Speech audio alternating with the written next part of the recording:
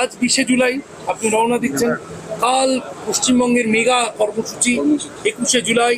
জেলায় জেলায় আমরা দেখতে পাচ্ছি মানুষ আসছে, তারা প্যান্ডেলে ঢুকছে, ডিম ভাত খাচ্ছে, লোকাল তৃণমূল নেতারা আতিথেয়তা করছেন এবং পুলিশ ভীষণভাবে সচেতন, যানজট যেন না হয় দেখছে। আদালতের সামগ্রিক যে অবজারভেশন এবারে 21শে জুলাই একটু কি অন্যরকম?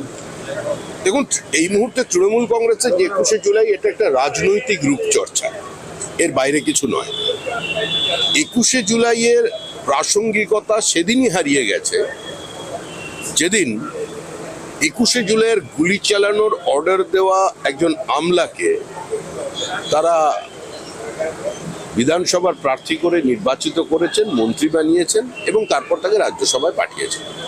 কিন্তু স্বাভাবিকভাবেই উত্তরণের সোপান হিসেবে যে শহীদদের তৃণমূল কংগ্রেস বেছে নিয়েছিল, তাদের আবেগের সঙ্গে, তাদের আত্মার সঙ্গে, তাদের পরিবার পরিজনের সঙ্গে কার্যত বিশ্বাসঘাতকতা করেছে তৃণমূল। তারা রাজনৈতিক মঞ্চ হিসেবে ওটাকে ব্যবহার করেন। এখন আর এই মুহূর্তে তৃণমূলের কাছে ওই শহীদদের কোনো প্রাসঙ্গিকতা নেই।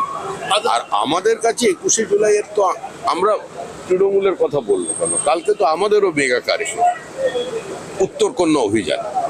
আমাদের যুব মোর্চার নেতা ডাক্তার ইন্দ্রনীল খাঁ বিশেষ অতিথি হিসেবে ওখানে থাকবেন, আমাদের বিরোধী দলনেতা শুভেন্দু অধিকারী, আমাদের সাংসদরা ওখানে থাকবেন, তারাও একদিন পরে সংসদে পৌঁছচ্ছেন।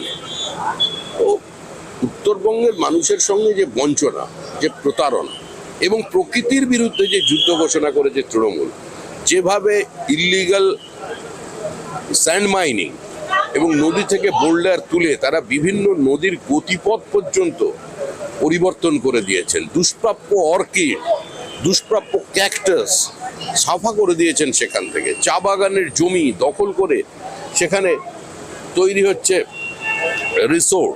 তো সামগ্রিকভাবে ইকোলজিক্যাল ব্যালেন্সটা নষ্ট হয়ে যাচ্ছে উত্তরবঙ্গের। উত্তরবঙ্গের জন্য যে টাকা বরাদ্দ করা হয় তাতে জল গরম হয় না, তাও সর্বাধিক খরচা হয়েছিল একবার 41% টাকা, বাদ বাকি 11 থেকে 24%-এর মধ্যে। এটা আমাদের কাছে 21শে জুলাইয়ের কালকে কার্যক্রমটা অত্যন্ত গুরুত্বপূর্ণ। শুভেন্দু অধিকারীর নেতৃত্বে প্রোগ্রাম হবে।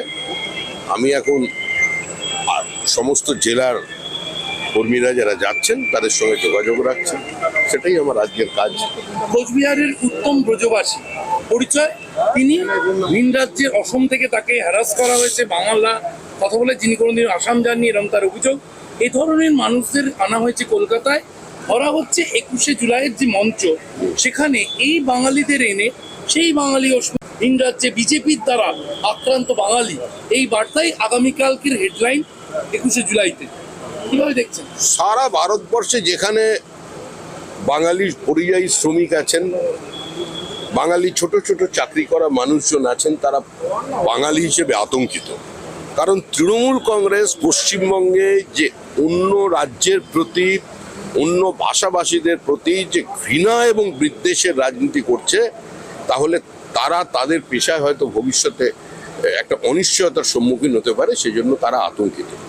1 বছরের পুরনো ঘটনাকে, কোনো ভুলকে, কোনো টাইপোগ্রাফিক্যাল মিস্টেককে নিয়ে আর যাই করা যায়, পশ্চিমবঙ্গের মতো রাজনীতি সচেতন রাজ্যে তার গতিমুখের পরিবর্তন করে দেওয়া যায় না। দিলীপ ঘোষ আগামীকাল শহীদ সমাবেশ করছেন খড়গপুরে। বিজেপির চিহ্ন সেখানে মানে তার যে আমন্ত্রণ পত্র, তাতে যে পোস্টার, তাতে দেখা যাচ্ছে পদ্ম প্রতীকও রয়েছে। দিলীপ ঘোষ, আপনারা তো দিলীপ ঘোষকে একদম তৃণমূলের মঞ্চে পাঠিয়ে দিয়েছিলেন 21শে July.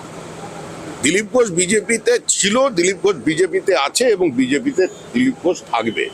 Flash of blood of the organization. Dilip Ghosh 21শে জুলাই তিনি বিজেপির সভা করবেন না, তো তৃণমূলের সভা করবেন। তো এই ধরনের মিথ্যাচার, এই ধরনের মিথ্যা প্রচার, এটাও এক ধরনের চক্রান্ত। দল এটাকে এন্ডোর্স করছে, মানে আপনারা এটা দলের কর্মসূচি হিসেবেই দেখছেন এই 21শে জুলাই বিজেপির শহীদদের স্মরণ করে শহীদ সমাবেশ খড়গপুরে?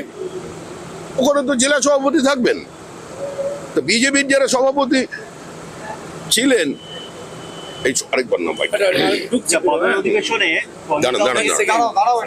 সেটা হচ্ছে আপনারই প্রাক্তন রাজ্য সভাপতি দিলীপ ঘোষ তিনি কালকে পোস্টার শেয়ার করেছেন।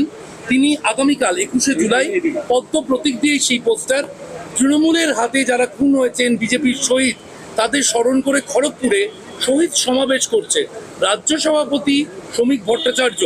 এই অনুষ্ঠানকে কি আপনারা এন্ডোর্স করছেন? দেখুন, পদ্মফুল প্রতীক চিহ্ন এবং দিলীপ ঘোষ এটা সমার্থক, সিনোনিমাস। কালকে দিলীপ ঘোষ যে সমাবেশ করছেন সেখানে আমাদের মেদিনীপুর জেলার সাংগঠনিক যিনি সভাপতি আছেন তিনি উপস্থিত থাকবেন। সুতরাং স্বাভাবিকভাবেই যখন সংশ্লিষ্ট জেলার সভাপতি উপস্থিত থাকেন তো সেটা দলীয় কার্যক্রম। আর দিলীপ ঘোষ বিজেপির কার্যক্রম করবেন নাকি অন্য কেউ করবেন নাকি? বেহালা হাওড়া সহ এই সামান্য দুদিনের বৃষ্টিতে বেহালা হাওড়া সহ একাধিক জায়গা জলমগ্ন, পুরো পরিষেবা বন্ধ, মানুষকে ভোগান্তির শিকার হতে হচ্ছে, কি বলবেন? দেখুন, দীর্ঘদিন ধরে তো হাওড়ায় কোনো নির্বাচন নেই, জনপ্রতিনিধি নেই, রাস্তায় ধস, গোলাগুলি চলছে। বালি যে মিউনিসিপ্যালিটি আছে সেখানেও নির্বাচন বন্ধ। কেন যুক্ত করা হয়েছিল, কেন বিযুক্ত করা হলো, আর তা নিয়ে আইনি জটিলতা তৈরি হলো, এর জন্য তো দায়ী তৃণমূল কংগ্রেস। আর বেহালায় তো দীর্ঘদিনই জলমগ্ন থাকে। তাতে কি হয়েছে? পোর্টের জমি দখল করে ওখানে স্কুল তৈরি হচ্ছে। এটাই তো তৃণমূল কংগ্রেসের রাজনীতি। প্রধানমন্ত্রী সফরের পর দুদিনের মেগা বৈঠক হলো আপনাদের। সুনীল বানসাল উপস্থিত ছিলেন, মঙ্গল পাণ্ডে ছিলেন, আপনি ছিলেন, সুকান্ত মজুমদার ছিলেন, আরো প্রত্যেকে টিম বিজেপির যে বৈঠক দেখা গেল তাতে আমরা বিভিন্ন জায়গায় আপনাদের যে একাধিক জেলায় জেলা সভাপতি নেই, মণ্ডল সভাপতি একাধিক জেলায় আপনাদের এখনো পুরোটা হয়নি। শ্রমিক ভট্টাচার্যের নেতৃত্বে বঙ্গ বিজেপির পূর্ণ সাংগঠনিক কাঠামো আপনারা কবের মধ্যে করতে চাইছেন বা কি? আমরা যেদিনের মধ্যেই করি সেটা আপনাকে বলবো না। সাংগঠনিক বিষয়ে কোনো কথা সংবাদ মাধ্যমের জন্য নয়। পহেলগাঁও নিয়ে সুর চড়াতে চলেছে তৃণমূল। অভিষেক বন্দ্যোপাধ্যায় বলেছেন পহেলগাঁও ইস্যু নিয়ে সুর চড়াতে চলেছে তৃণমূল বাদল অধিবেশনে। সংসদের আগামী বাদল অধিবেশনে তৃণমূল কংগ্রেস পহেলগাঁও ইস্যু নিয়ে সুর চড়াবে, প্রধানমন্ত্রী বিবৃতি দাবি করবেন। তৃণমূল তো সুর ছড়িয়েই আছে। এ তো বিদেশে যাওয়ার জন্য একজনকে সরিয়ে আরেকজন ঢুকে পড়লো, তখন তো সুর চড়ালেন না, তখন তো বয়কট করলেন না। তো তৃণমূল এর সুর সবসময় সপ্তমে থাকে। ভারতবর্ষের মানুষ, পশ্চিমবঙ্গের মানুষ তৃণমূলকে চেনে, তৃণমূলকে ভালো করে চিনতে পেরেছে। এবার তৃণমূলে যাওয়ার বেলা, এখন তো যাওয়ার আগে একটু চিৎকার মানুষ করে। বিহারের গ্যাংস্টার আর নয় ভাই,